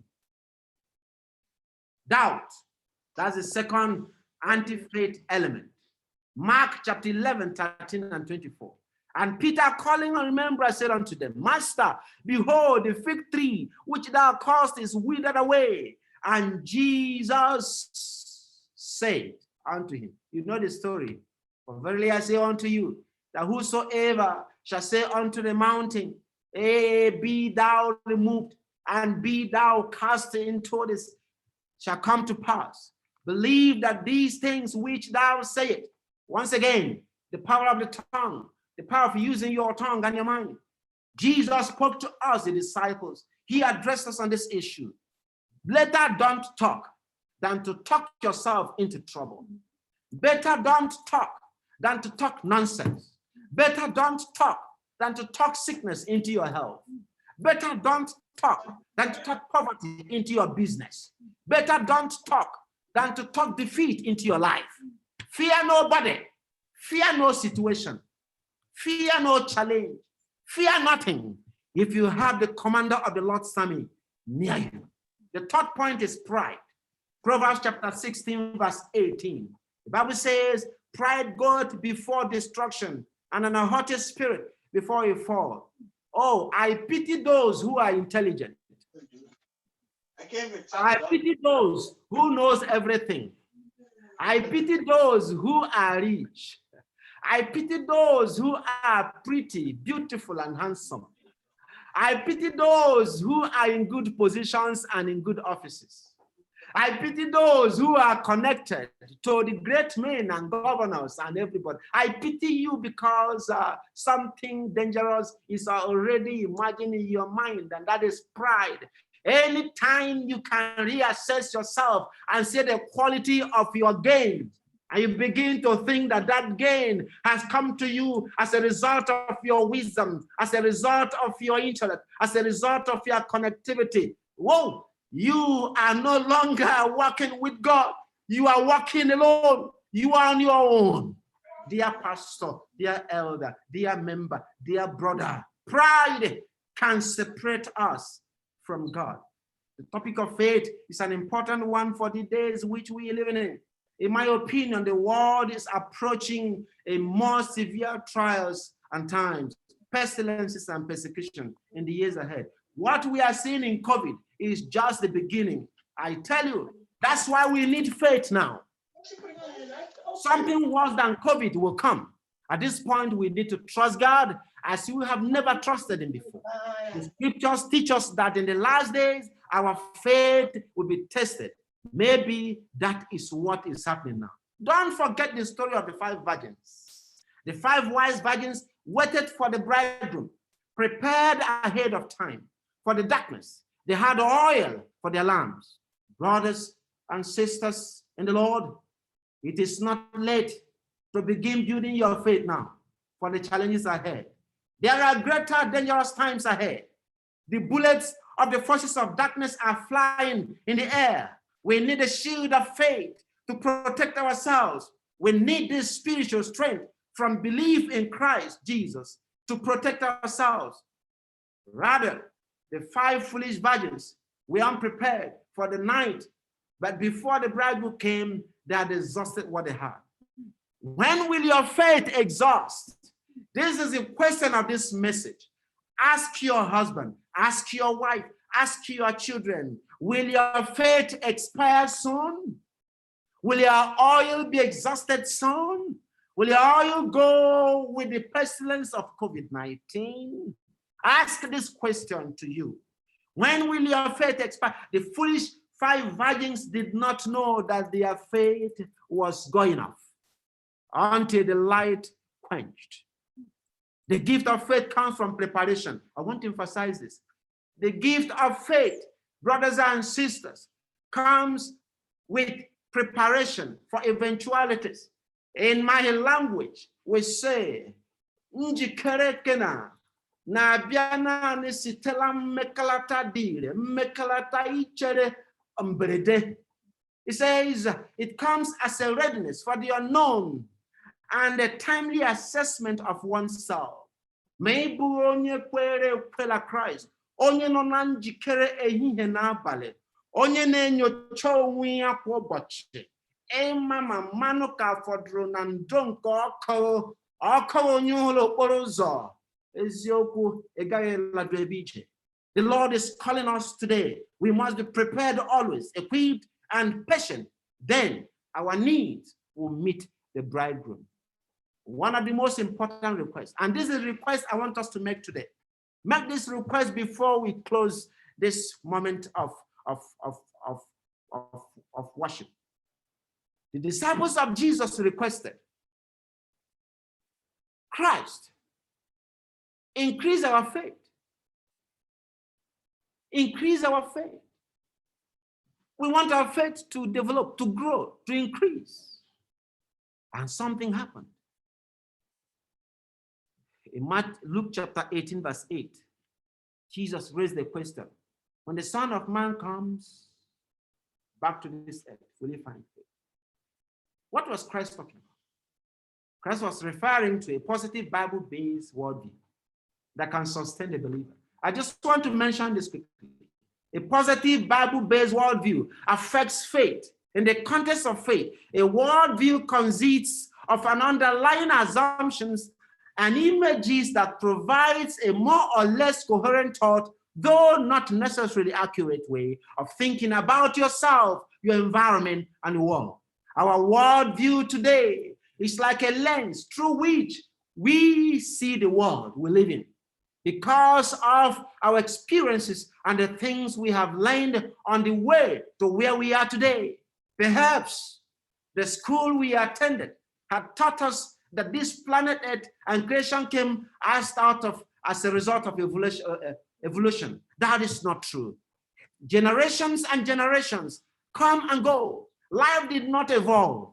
God created the universe in 6 little days, and he made us to have dominion over creation and to worship him the 7th day. And that man came about chance. It's not true. God is the image of man. These are some worldviews that are attacking the faith of men and women today in the world. Those thoughts and assumptions about the world around us may form our worldviews. But the scripture has this to say, do not conform any longer to the pattern of this world, but be transformed by the renewing of your mind. That's what faith does. When you have faith through God, through Christ in God, faith in God through Christ, you renew your mind. When you are connected to God through faith, when you do things that please God, you renew your mind. You become a new creature. You think on the Bible principles, which are the word of God. Let's create a new imagery of the God we worship, the true purpose of the life we live. Let's know why we are breathing today, and then make good use of the moment of our life. Let's base our worldview on the word of God.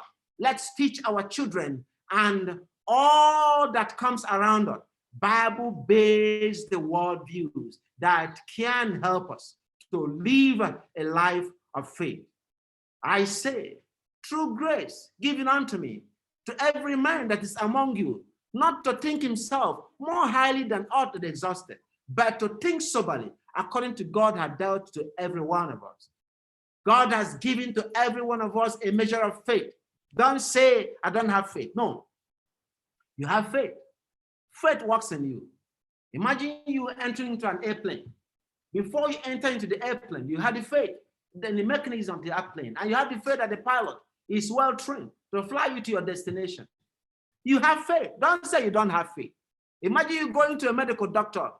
Then you allow the doctor to work on you or go to your dentist. You open your mouth and they begin to remove your teeth. That is faith. That's an act of faith. If not, you won't go. So, brothers and sisters, I am trying to encourage us. Let us trust God more than we trust human beings. Let us try to apply the kind of faith that we exhibit in our fellow human beings and professionals. Let's use it in God, and things will change for us. We put our faith in people every day, and then we distrust God. Danger is looming in the life of a child of God. Destruction is coming when we fear, when we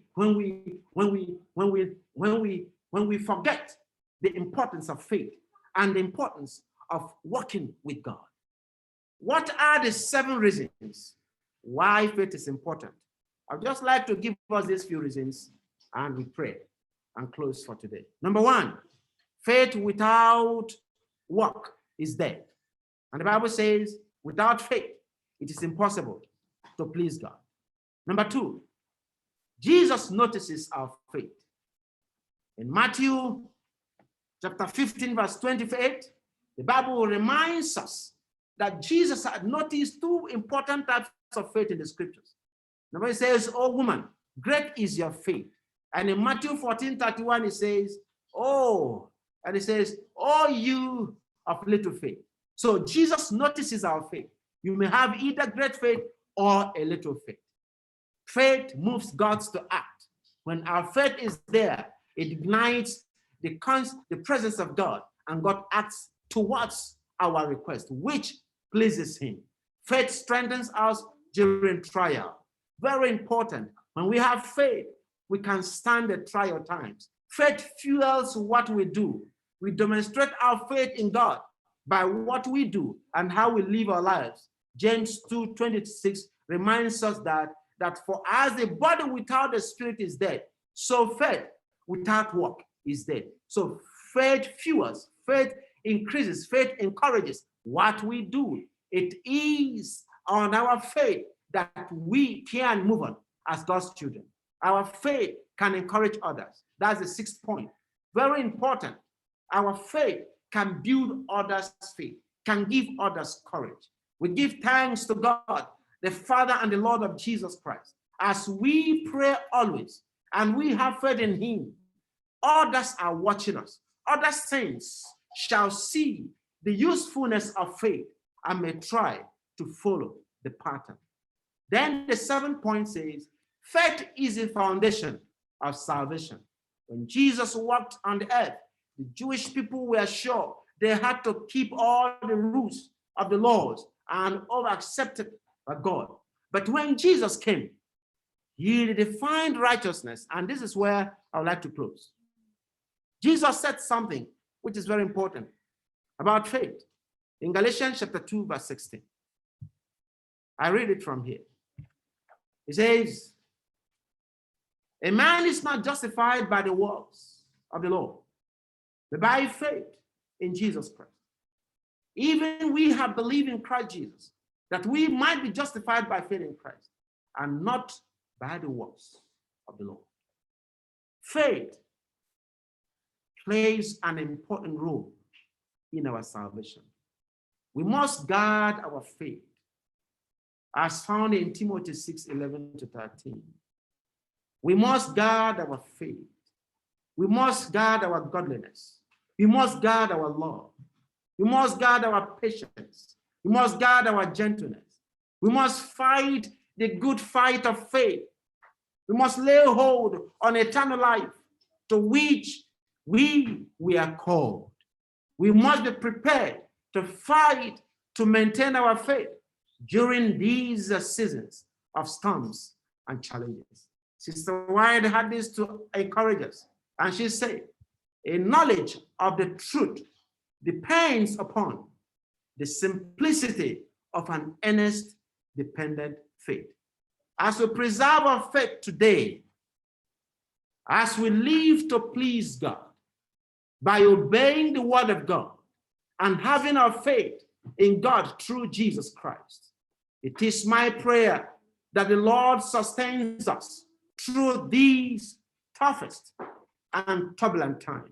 It is my prayer that as we hold to the scriptures, to the word of God, that God will draw closer to us and he will allow the commander of the Lord's army to work with us, and that every challenge, every obstacle that is on our way shall be removed. By faith, we please God. By faith, we remove mountains on our way. But without faith, it is impossible and very impossible to please God. This is the word of God. May the Lord help us today. May the Lord increase our faith. May the Lord help us to let our faith play the role that it played in Adam, the role that it played in Noah, the role that it played in the woman with the issue of blood, that we shall live a life of faith, waiting for the second coming of our Messiah. May this be our experience in Christ's name. Amen. Let us pray. Father in heaven, we thank you for this privilege. You have talked to your children. Please build our faith. Help us to live lives of faith that will please you. Work with us at all times. Help us to depend and trust in you, that we shall not fall by the way, but rather experience the miracles and the blessings that comes through faith. Thank you for blessing us today, and thank you, dear Lord, for empowering us through this message. We pray in Christ Jesus' name. Amen. Amen. Thank you so much, Amen. Pastor Anonaba.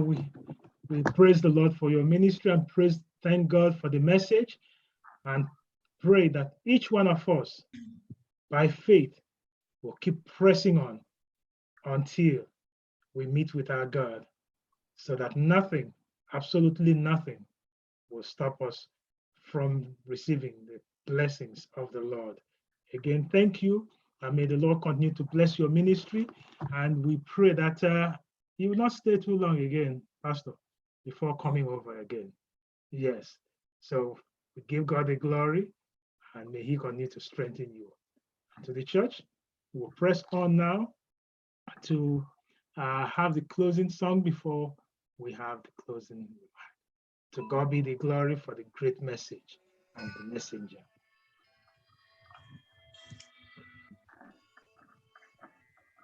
SDH 517. To thee, thou Lamb of Calvary, there will divine. Now hear me while I pray, take all my guilt away. Oh, let me from this deadly law be free. Here there is grace in God, strength to my fainting heart. My sin is great. You're very funny. Has died for me. Oh, give my love to thee. You love and tenderness be only faithful. Silence darkness and shame, and yes, around this friend, be thou my Lord. Be darkness turned to day, wash sorrow sins away. Lord, let me ever stray from thee.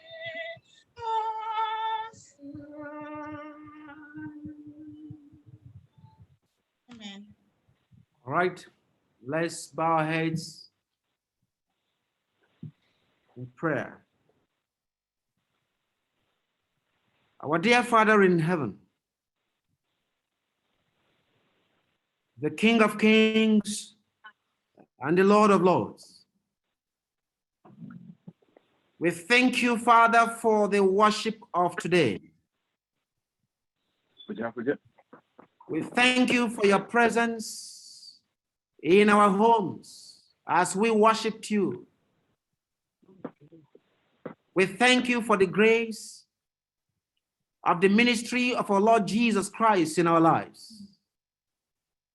We thank you for the sustenance. We thank you for the providence. We even thank you, Lord, for healing us, even in times of sicknesses. Father, we cannot thank you enough for all these wonderful blessings you have been given to your children. So, Father, today, your family as a church, we are lifting ourselves to you. In this moment of challenges in the whole world, we are lifting to you, Lord, all those who worship you today in all parts of the world. We're lifting to you, Father, all those who are today in the hospital, sick. We're presenting to you, Father, homes and families that are bereaved, Lord, of their loved ones. Father, to those who lost hope, that don't have and don't know what next to do, Father, we commit to you. We live and believe in your word, that there are promises that it will not leave us alone in times of challenges and trouble is sure. So, Father, we claim these promises. And we believe that you are already there with us and will ever lay hands on us to heal. You will stretch forth your hands to protect, to guide, and to lead. Bless your church today, Father, and keep us safe. Keep us safe, Lord. Keep us safe in you. Protect us from, Lord, the deaths. And Lord, by your grace and mercy, please, we pray, do not allow more deaths to come by the family of your children. Lord, speak from heaven that life be replaced instead of death. Father, speak from heaven that healings may take place in the life of those who are already sick. Father, please speak from heaven that protection shall abide unto those who are exposed and who are vulnerable. Thank you, Lord, for hearing our prayers. Thank you for giving us testimonies. Thank you for being our God. Thank you for we live to trust in you. And thank you for answering our prayers today. Be thou exalted most high for hearing our prayers and for being our God. Thank you, Father, for this mercy. For we have prayed in the name of Jesus Christ, our Savior. Amen. Amen.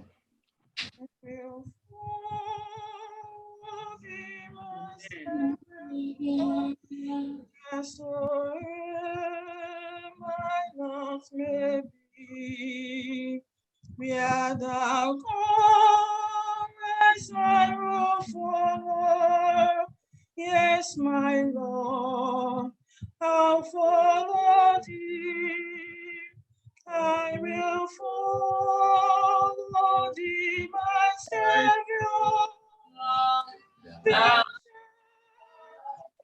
love for me, and all men shall forsake thee. By thy grace, I'll follow thee. Amen. Let's bow our heads for a moment of meditation. Just go ahead, pray to the Lord, and receive the blessings that you need from the Lord. Go ahead, you and the Lord talk now.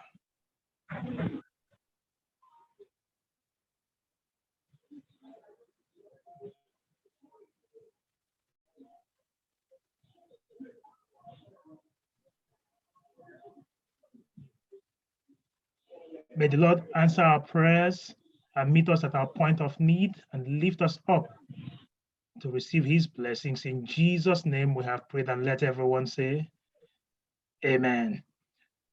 Thank you again for joining us for worship. We praise the Lord for you Pastor Anonaba, thank you so much. And to each one of us, as we go into the new week, I pray the Lord to bless you. I pray the Lord to strengthen you. I pray the Lord to meet you, and may his face shine on you. Go with God, hold on to God, and let the Lord be with you. Remember, without faith, it is impossible to please him. So praise the Lord and hold on to him, and by faith, believe that he is the rewarder of those who come to him in faith. God bless you, and go, holding on to the everlasting arms. Until we meet again, the Lord bless you and keep you. In Jesus' name we have prayed, and let everyone say, You see. Amen.